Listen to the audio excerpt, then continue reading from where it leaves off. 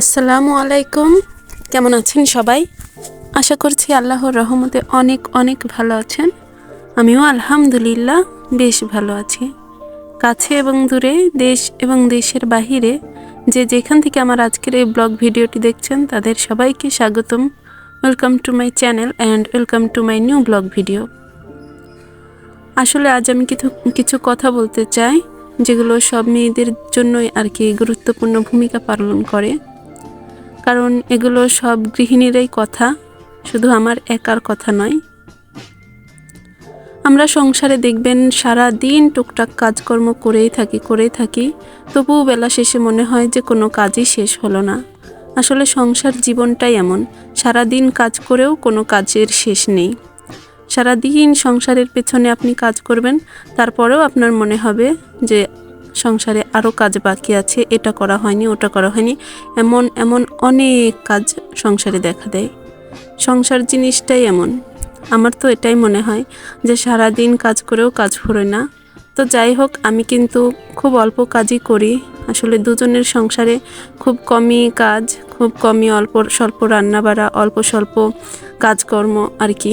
এই তো দেখুন, আমি কিন্তু একদমই অন্ধকার রাতেই উঠে পড়ি আর কি। পরিষ্কার হওয়ার আগেই আমি উঠে রান্নাটা সেরে নিই, কারণ যদি একটু দেরি হয়ে যায় তাহলে আমার স্কুলে যেতে দেরি হয়ে যায়। আর এখন যেহেতু মর্নিং স্কুল, আমাকে সব কিছু আর কি সকাল 7টার মধ্যে করে ফেলতে হবে। তো যার কারণে কিন্তু আমি একদমই আজান দেওয়ার পরপরই নামাজটা সেরেই সকল কাজকর্ম শুরু করে দিই আল্লাহর নামে। এখানে দেখছেন আমি ঘরেই কেটে নিচ্ছি, কারণ বাহিরে খুব মশা, আর ঘরে যেহেতু ফ্যান চলছে মশাটি নেই। আমি এখানে সুন্দর করে কচুর ফুলগুলো কেটে নিচ্ছি। আসলে এটা বিক্রি করছিল ভ্যানে করে, দেখেই খুবই খেতে ইচ্ছা করলো এর ঘাটি। এটা আসলে অনেক দিন আগে খেয়েছিলাম আমার শাশুড়ি মার হাতে, তো সেই স্বাদটাই আর কি মনে আছে এখনও, আমার খুবই ভালো লাগে।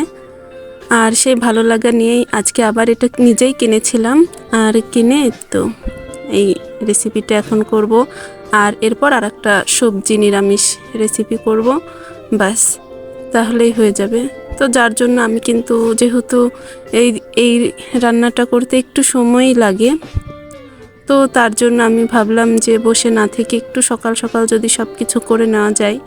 আর আমার রান্নাঘরে কিন্তু অন্ধকার, যদিও বাল্ব আর কি বন্ধ রেখেছিলাম, কারণ চারিদিকটা একটু একটু পরিষ্কার আর রান্নাঘরের ভেতরটা একটু বেশি অন্ধকার, তার জন্য কিন্তু একদমই রাত মনে হচ্ছিল।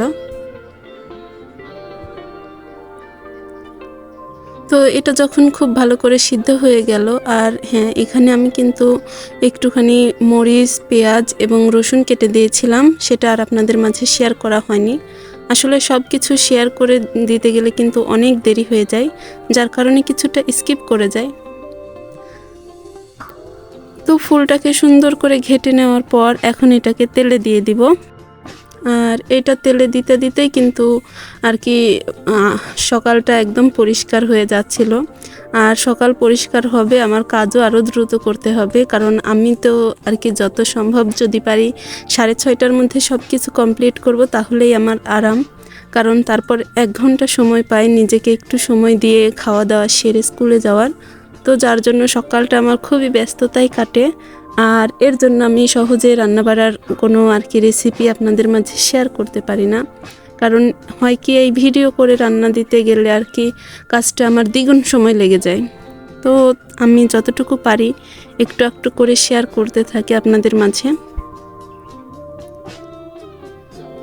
তো দেখুন, এটা আমি তেলে দিয়েছি, আর একটুখানি রসটাকে কমিয়ে ফেলবো নাড়াচাড়া করতে করতে, তাহলে এটা একটু আঠালো ভাব হবে আর খেতেও কিন্তু অনেক মজা।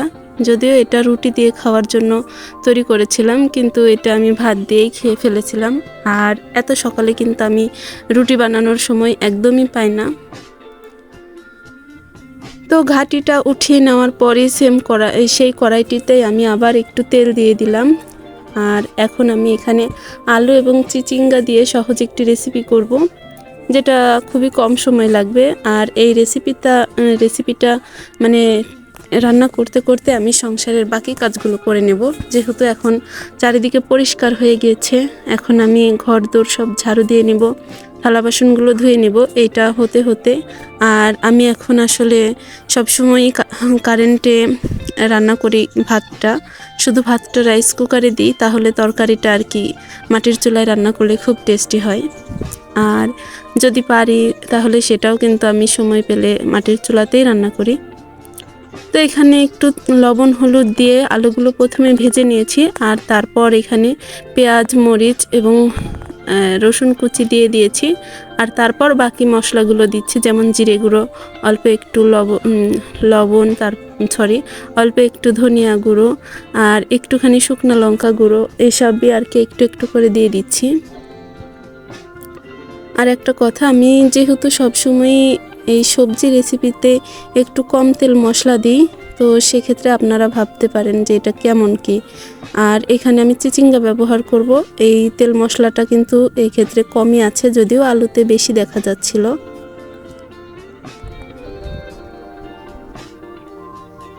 আসলে চিচিঙ্গাটা এভাবে রান্না করলে যে এত সুন্দর টেস্ট আসে আমি জানতাম না। আমার সাহেব বলেছিল যে এটা এভাবে রান্না করো, তো ওনার মতামতেই কিন্তু এটা রান্না করছে। আমি আসলে এভাবে কখনোই রান্না করি নাই, ওনার আইডিয়া নিয়েই রান্না শুরু করেছি। আলহামদুলিল্লাহ অনেক সুন্দর হয়েছে, আর এটা বেশ সুন্দর দেখাচ্ছিল, যদিও আমার ক্যামেরাটি ভালো নেই, এখানে কেমন সব কিছুই ফ্যাকাশে দেখাচ্ছে, বাস্তবে কিন্তু আরও অনেক সুন্দর দেখাচ্ছিল।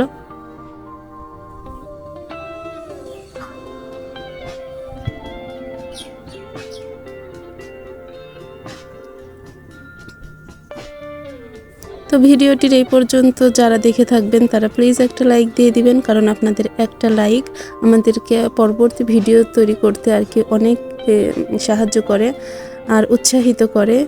তো দেখুন সকালবেলা আমি খুব দৌড়ের উপরে থাকি, যার কারণে ভিডিওটা করতে পারি না, দিতে পারি না আপনাদের মাঝে। তো সেই ব্যস্ততার মধ্যে দিয়ে এখানে একটুখানি শেয়ার করছি। আর হ্যাঁ, পাকা আম কেটে রেখেছিলাম জুনাইদের জন্য, ও খুব আম খেতে চায়। আর এই যে আমার ঘাটি, এটা আমার খুবই ভালো লাগে। আর হ্যাঁ, কয়েকটা ডিম সিদ্ধ করে নিয়েছিলাম, এটাতে আর দেখার কিছু নেই, সাইডে রেখে দিয়েছি। তো সকালের নাস্তা আমাদের এটাই আর কি, দুপুর পর্যন্ত চলে যাবে, তারপর আবার রাতের খাবার। আর এরপরও কিন্তু আমি অনেক কাজ করেছি। আসলে কয়েকটা কাপড় সকালে ধুয়ে দিয়ে গিয়েছিলাম স্কুলে, আর স্কুল থেকে এসে দেখি আমার সাহেব একটা চেয়ার ভর্তি তার জামা কাপড় রেখে গিয়েছে, আর আমাকে সুন্দর একটা টেক্সট করে গিয়েছে যেগুলো ধুয়ে রেখো। তো দেখুন সকালে কিন্তু এই কাপড়গুলো আমি ধুয়ে রেখে গিয়েছিলাম, যার কারণে আমি একটুখানি হাঁপ ছেড়ে পাচ্ছি, কিন্তু তাও হলো না, আমার সাহেব আবার কাপড় জমা করে রেখে দিয়ে গেছে। আর এগুলো কিন্তু সকালে যেহেতু ধুয়ে দিয়েছিলাম সুন্দর করে শুকিয়ে গিয়েছিল। আর এখন আমি এগুলো উঠিয়ে নিয়ে তারপর আমার সাহেবের কাপড়গুলো আর কি ধুয়ে দিব। তো দেখুন এবার কিন্তু আমি দুপুরে আর কি গোসল করে কাপড় ধুয়ে খাওয়া দাওয়া নামাজ শেষ করে ভিডিওটা করছি তখন কিন্তু প্রায় 3টা। কিন্তু দেখুন এই খাওয়া দাওয়াটুকু আর নামাজ পড়তেই কিন্তু কাপড়গুলো শুকিয়ে গিয়েছে আবার, যদিও কয়েকটা বারান্দায় দিয়েছিলাম, পাতলাগুলো শুকিয়ে গিয়েছে। আর এতটাই রোদ যে 2বার 3বার কাপড় ধুয়ে দিলেও শুকিয়ে যাচ্ছে। তো সমস্যা নেই, আমার রোদটাই দরকার ছিল, কাপড় ধুয়ে দিলে সঙ্গে সঙ্গে শুকিয়ে গেলে খুবই ভালো হয়। তো কাপড়গুলো আমি উঠিয়ে নিয়ে রাখলাম, যদিও এখন এগুলো ভাঁজ করে রাখার একদমই সময় নেই, এগুলো আমি রাতে সময় নিয়ে ভাঁজ করব। এখন এগুলো উঠিয়ে রাখছি, আর রাতে একটু সময় পেলেই ভাঁজ করে নেব, কারণ রাতেও আবার রান্না করা লাগে। তো সারাদিন এইভাবেই চলে আর কি। আসলে এই বিকেল টাইমটা আমি একটু টিউশনি করাই। তো দেখুন এখন কিন্তু রাতের রান্না সেরে খাওয়ার আগে জুনাইদের আব্বু আসে নাই, এগুলো আমি ভাঁজ করতে বসলাম। আর আজকের ভিডিওটি এই পর্যন্তই রাখলাম, দেখা হবে আমার পরবর্তী ভিডিওতে। সেই পর্যন্ত সবাই ভালো থাকবেন। আল্লাহ হাফেজ, আসসালামু আলাইকুম।